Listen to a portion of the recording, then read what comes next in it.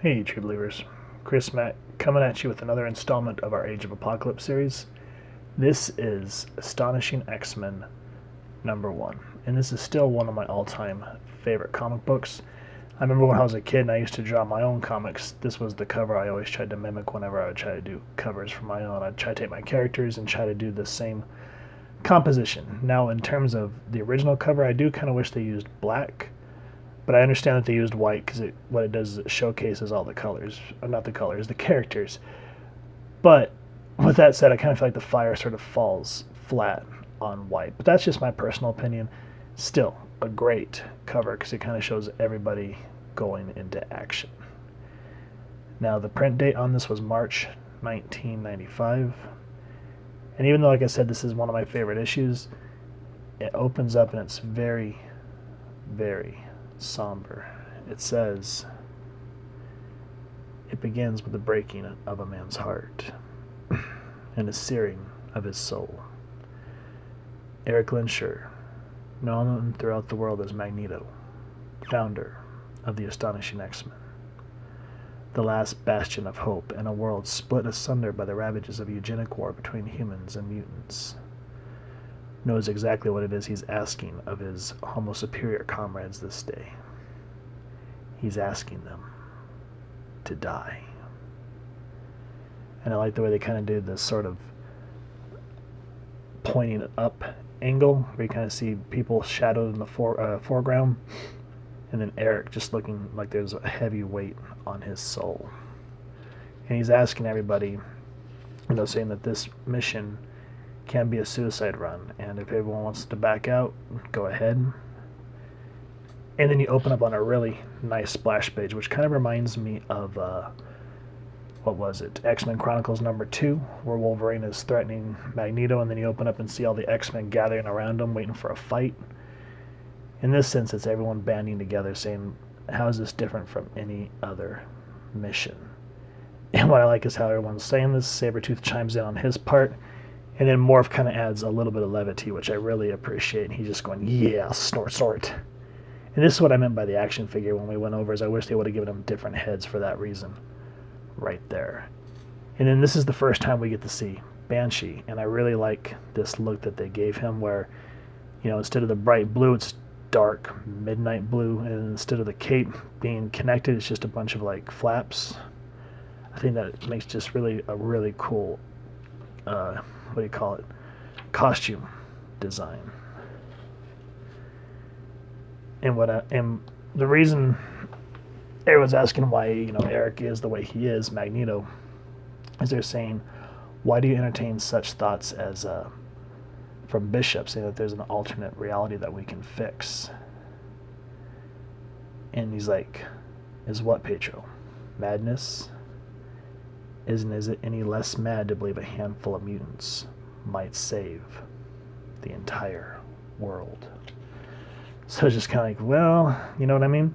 But before we get too much into it, this is the first time we get to see Sunfire, and he makes quite a grand entrance along with Blink. And you come to find out that him and Clarice, who is Blink, found some very, very disturbing information out. And they came directly to the mansion. What happens is one of the Infinites that we went over in X-Men Alpha follows them through the portal. He's like, there you are, Blink, with the rest of the genetic turncoats. We finally found the X-Men's secret recent base. What do you have to say for yourself, girl? He goes, sorry, guys, and see ya. And she slices the guy in half. And that's what I love about Blink, is her intensity. So what happens here is you're finding out that Blink and Sunfire found that Apocalypse is actually lying about the Kelly Pact, where he's not supposed to be doing eugenics on humans anymore, and he said he would punish those involved. Well, that is not the case. As we know, that's how Apocalypse is. And then we get this intensity here afterwards, where one of his servants named Rex comes to give him a report. He goes, my lord, these skulls, human? Of course. There must be hundreds. Thousands, Rex. Hundreds of thousands. actually. And just the way they introduce him here, just very bone-chilling. I find the aroma soothing. They were the weak, and such is their fate. So Rex gives him some information that he really wants, and I don't want to spoil that, but Rex goes, my lord, what's wrong with your face? Nothing, Rex. It's a smile. So it's just kind of like, wow, that's creepy. And then we cut back to the mansion, which I always found very interesting that even in this universe, the X-Men are still based out of Westchester County, as they call it, the Dead Zone in this series. So even though Xavier's gone, his presence still lingers.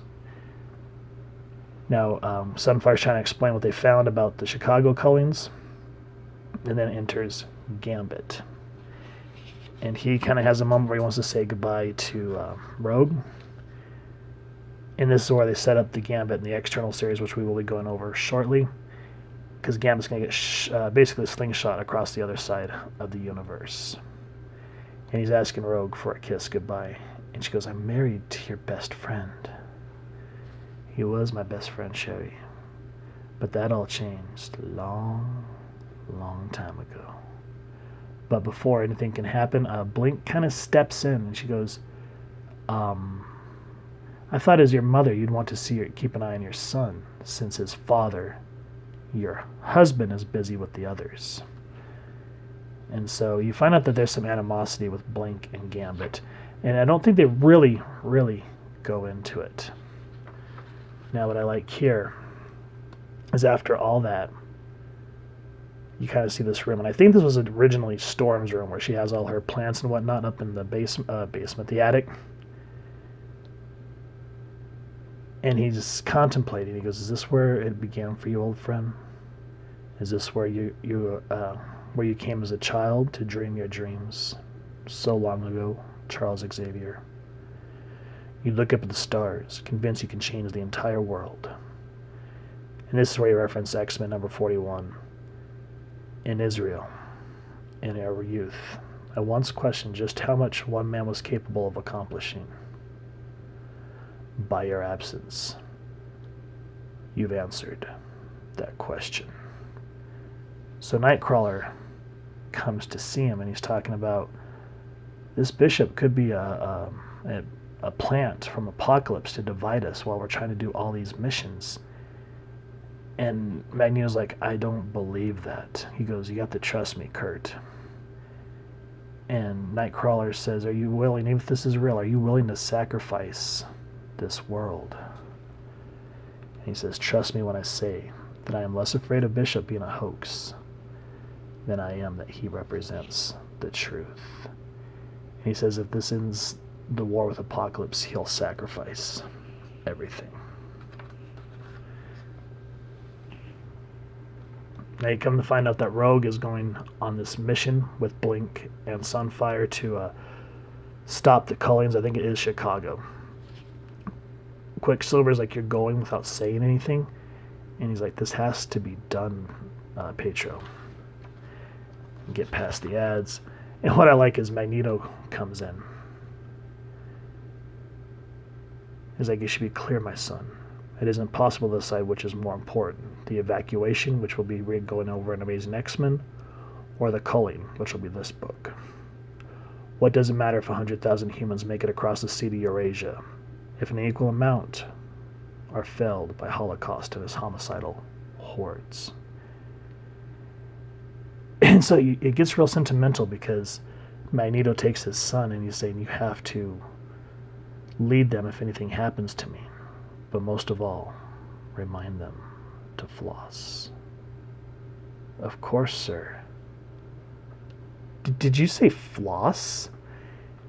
And this is where Blank adds a little bit of levity to this book, because it is very emotionally heavy. And he's like, you could be pretty slow on the uptake, Petey. And so they have a very funny moment here where Rogue and Quicksilver talk about when Sydney here joined the X-Men. Like, wasn't it just yesterday he was the morose little changeling? Yes, possessed of the ugliest purple-headed piece costume ever. So Changeling first appeared in X-Men number 35, I think it was, back in 1967. Let me check. I know I'm kind of doing that upward. Yeah, 35 in 1967. So I like kind of how they changed it here to make him more of the fun-loving guy. Now, the last panel I do want to show is how Pietro, a lot of people do not trust Bishop. And they're like, even if we're supposed to save this world of yours, we're going to fight for our world. And I love how Bishop says, because his memory's really jumbled after what happened here. He goes, indeed, and I'm certain the professor wouldn't have it any other way. These people say, this Charles Xavier. This is the first time any of them, Bishop being from the 616 universe, says, the professor wouldn't have it any other way. So I like how they ended it on that, and that's why I wanted to show that panel. But if you want to see the full conversation, please, first and foremost, support your local comic shop and see if you can get this series still, or if they have that nice, I think it's 2 volumes, collected trade. Let me know down in the comments if I'm wrong. And speaking of comments, if you guys have enjoyed this review, we really would appreciate it if you hit like, share, and subscribe. Helps the club channel more than you could possibly know. And if you wouldn't mind hitting that little magneto bell next to subscribe, that is where we continue to upload content. You guys can come to the channel, and as I just said, we'd love to hear your feedback and your thoughts down in the comments below or on our social media pages, which I'll make sure to leave the links down in the description below. So thank you all so much for stopping by. I hope you all continue to have an absolutely amazing day reading, and happy hunting, true believers.